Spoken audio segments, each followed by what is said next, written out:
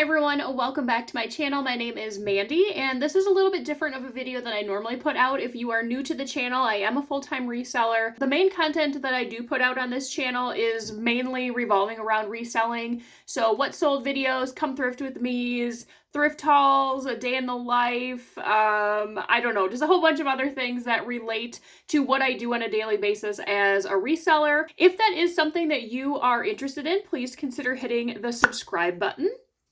But on today's video, it's a little bit different. Like I said, I'm going to go over how I try and save as much as I possibly can when it comes to grocery shopping. Spending money on food is kind of one of my least favorite categories to spend money. I am not a huge person on spending a lot of money to begin with. I am very frugal. So when it comes to grocery shopping, I kind of have my own little way of doing it. I'm sure a lot of people do have these tips and tricks. Some of these might be new to you. Some of these might not be relevant to you at all. So I do have a couple different categories that I'm going to go over. The first portion is just going to be kind of like the preparation of going to the store, making the list, making the meal plans. Then the next part is going to be actually at the store, maybe some different, I don't want to call them techniques, but just different things that you can do while you're at the store to help you save a little bit of money and not, maybe pick up those purchases that you weren't intending to. And then at the end, I do have just a couple random tips that I have to save money when it comes to grocery shopping. So starting with the meal prepping, the meal planning, I did get one of these. I've had a couple different versions of this. You can buy the kind that are like erasable so that you don't have to keep buying these pads. But this works out for me because I'm very much a visual person. I can't just be like, oh, we're going to have this night, this the next. I will forget that. So I need it to be written down, know exactly what I'm buying at the store, and it just makes the work week go a little bit smoother. So with these, like I said, there's so many different options. This just has Monday through Saturday, these small portions. You can get kind that have like breakfast, lunch, and dinner with snacks if you want to go that far into your meal planning. I personally just write down for dinner. Breakfast and lunch I can kind of come up with, but I like to write everything out on here and then make my grocery list so that I have everything that I need for the week to make these meals. Another thing that I did do, just because for whatever reason, coming up with meals is very daunting to me. It's like, I don't know why it's so hard to come up with different ideas of what to eat, but it's like asking myself, okay, what are we going to eat for the whole week just seems like a lot. So I made like my own little menu, I guess you could call it. So it's just a notebook. I just have different sections written down. So I have like a breakfast section that has pancakes, waffles, eggs, egg sandwich, egg burritos. Then I have salads. That's different types of salads. So like blackened chicken, chicken strip, chicken fiesta, taco salad. Then I have different pastas. I have categories for like beef recipes, chicken recipes, different sandwiches, sides. And then throughout this menu, I do highlight ones that are a little bit more healthy. I am by no means a nutritionist, so I am not going to get into, different things like that, but I like to have options in here that maybe are a little bit healthier, so I make sure that I'm throwing that into at least, one or two of the meals for the week for the main supper. And then my breakfast and lunch is normally a little bit, on the smaller side, or I try to do it healthy. I say I try depending on how the day is going. But those are kind of my two tips to do the meal prepping part. And I also make sure that I pick things that I know I'm going to eat. Once I start getting into like super healthy stuff that I just am not really into, I buy it. And then the day comes to make it and I know myself and I'm like, maybe I'll just have something else. So my suggestion is, if you are like me and you know for a fact you're not going to eat something, I wouldn't buy it or put it on your list. You can try things, that's perfectly fine. But if you know when it comes down to it, you're not going to eat it, I wouldn't even buy it. So when you are going through to make your meal planning for the week, I want to make sure that I know what I currently have. I want to make sure that I am utilizing things that have maybe been in the freezer for a little while, that I've had in the pantry. That way things are getting moved out. I'm not buying things that I don't necessarily need because I already have them at home. I am also somebody that does shop sales. So I am looking at wherever I'm going grocery shopping for the week. I am somebody that goes to a couple different places. I used to mainly shop at well, like the main bulk part of it at Walmart. I'm trying to stay away from Walmart for personal reasons. So I have kind of switched now to Aldi and Woodman's. And what I'm doing there is I will look at the ads, see what they have on sale. There's also another local grocery store. It's Festival Foods. I don't think that that is like a national chain. It might just be in my area. So I'll look at the sales, see what's on sale, see if I can incorporate that into the week's meal. That way I'm not spending, if chicken's not on sale this week and it's currently, chicken has been pretty expensive actually, and it's, going to be like $9, $10 for some chicken breasts. Probably wouldn't do that. I'd wait till it's on sale or see if I have some frozen in the freezer. Along with meat being pretty expensive, I am somebody that does like to switch out the higher priced meat for something a little bit less expensive. If you've never tried ground turkey or ground chicken to replace ground beef, definitely give it a try, especially when it comes to tacos or like casseroles where it's baked in with something, pastas. You really can't tell the difference. Personally, I mean, it's going to be completely up to what your preferences are, but I have done that quite a bit where I'm switching things out, or we'll go completely meatless and switch in like mushrooms, but sometimes mushrooms can be expensive too. Just kind of see, what's on sale that week. Just to kind of see if you can maybe save a couple bucks on a meal if the, type of meat that you wanted was not going to be on sale or you didn't have it currently. And then another tip I have for when you're prepping, if you are somebody that uses Fetch or Ibotta, I will link a video below. I did do like a really in-depth video on how both of those apps work. Just a quick overview, depending on what you are buying, it's going to be based on brands that you buy and specific items within those brands, and then you will get money back. It's going to be in the form of a gift card. I think Ibotta you can put into your PayPal account. Fetch, I don't know. Fetch might only be gift cards. It's all in there. I do have promo links for both of them. Off the top of my head, I don't remember exactly what you get, but if you watch that video, it will show you. That's definitely going to be geared more towards people that are buying brand name items as opposed to like store brand. Some of the items in there, it will be like if you bought any cheese at all, you'll get 10 cents back. But most of the time it's going to be like it needs to be, I don't know, Doritos or Nabisco or something like that to get the cash back. That's for both of them, but with Fetch, you can scan in any receipt and you'll get a minimum of 25 points. And then the points get accumulated towards gift cards.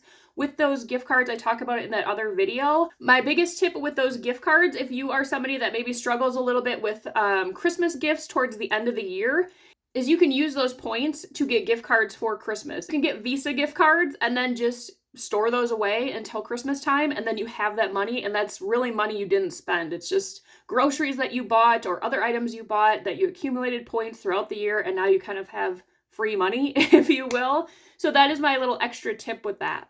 Okay, so now we are going to talk about, we are at the store, we've decided which store we're going to, we have our list, we've looked at any sale items that potentially could be there, and we know what we're getting.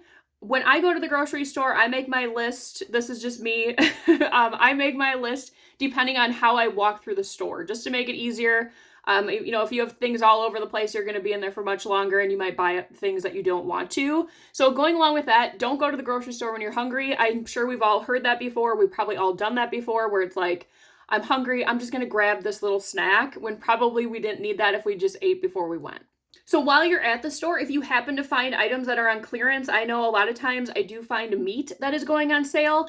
It's probably by the best buy date is the next day or the current day. I did get a small chest freezer this year for my birthday, which I am absolutely in love with. I am somebody that does freeze food. If that is something you're interested in, definitely check out different websites, Pinterest. You can learn a lot of what you can freeze and for how long. So a lot of the meat that I buy, I'm never paying full price for it because I'm just not going to. I wait until I find it.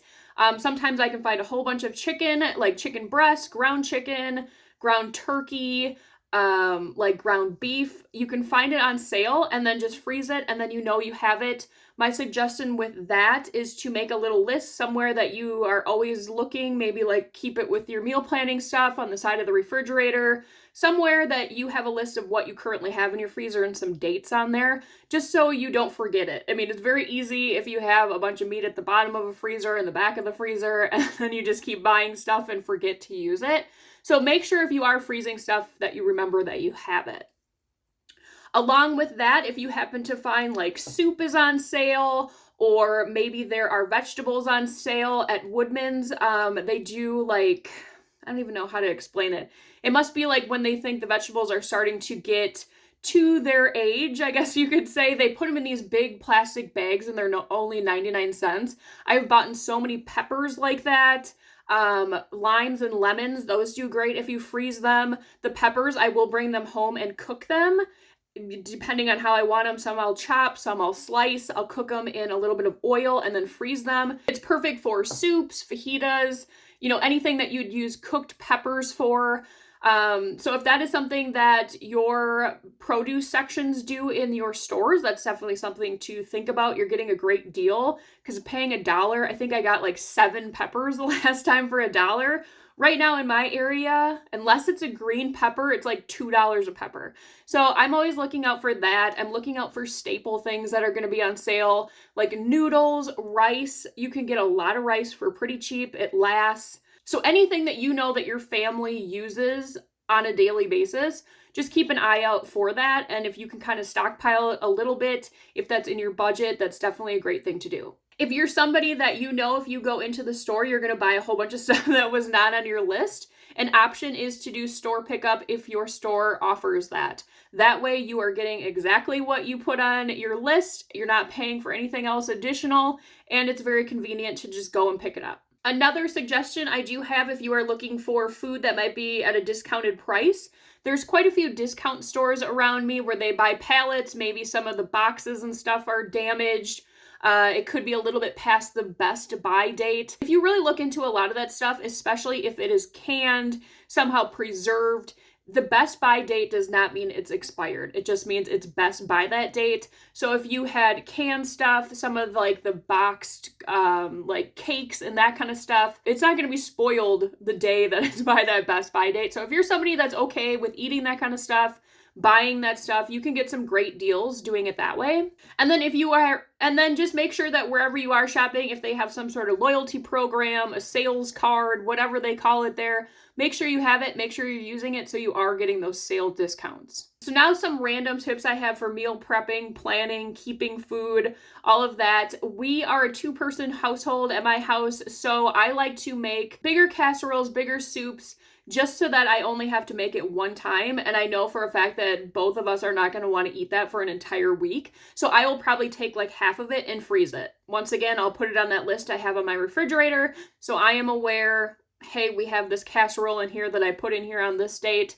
And then maybe we'll have it 3 weeks later. It's a super easy meal. It's already cooked. It's already made. You just have to essentially warm it up like you would any pre-made meal that you'd buy in the freezer section. With the same thought process there, I do like to have on some of my meal prepping days, I'm just going to put on there that it's like a fridge clean out day. So maybe that meal doesn't make sense and we're having like a bunch of random things within the refrigerator for dinner, which I mean, every meal doesn't have to be like a sit down big deal, or at least I don't think so. So we'll just have like random stuff that we have in there just to kind of clean it out, get the stuff that's going to be going bad out of here as opposed to just waiting for it to be bad and then I have to throw it away. When I do buy vegetables, I do like to make like miniature veggie trays, if that makes sense. I have these smaller containers. I think they're meant for like a kid's lunch. They're just like a divided little container and then it has a snap top so that it stays fresh. And then I will cut up all the vegetables that I'm going to be eating that week. I am somebody that is not going to look in the fridge and be like, oh, I'm going to cut up this pepper and these cucumbers and, whatever else. It needs to be like grab and go or I'm not going to eat it. That's just how I am. So I will spend, some time on a certain day once I get those vegetables, clean them all, cut them up, have them ready to go because I know personally I'm going to be more prone to grab it if it's just ready to eat. And then my last tip, this is another one where I'm definitely a visual person. If I am looking in the refrigerator and I'm like, I don't see anything, there's nothing in here I want, and I know that I'm not really even looking at everything, that maybe would make me be like, I'm just going to go out and grab something then to eat. If I have snacks and things like that I bought that week, I will put that on a dry erase board on the refrigerator. So it will be like, I have cut fruit, I have yogurt, I have whatever, applesauce, whatever I bought that week for just kind of grab and go snacks. I write it on there so I can physically see this is what I bought this week, these are my options, and I'm definitely going to be more prone to look for it then in the refrigerator than when I would just open the door and kind of scan it and be like, there's nothing. A lot of these tips and tricks, if you will, you've probably already heard of, you already know, you might even be utilizing it. I thought I would just go over, how I do my meal planning, my meal prepping, my shopping, and how I'm saving money on groceries.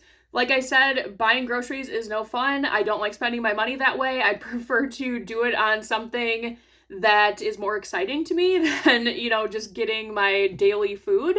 So let me know in the comments below if you have any other tips or tricks that I did not mention today. I'd love to read them. I'm sure other people would like to read them too. From what I hear, grocery prices may continue to rise. So if we can help each other out by saving money on necessities, that is always great. And as always, if you guys enjoyed today's video, please make sure to give it a like. It really helps out the channel and I really appreciate it. I will see you guys on the next one. Bye.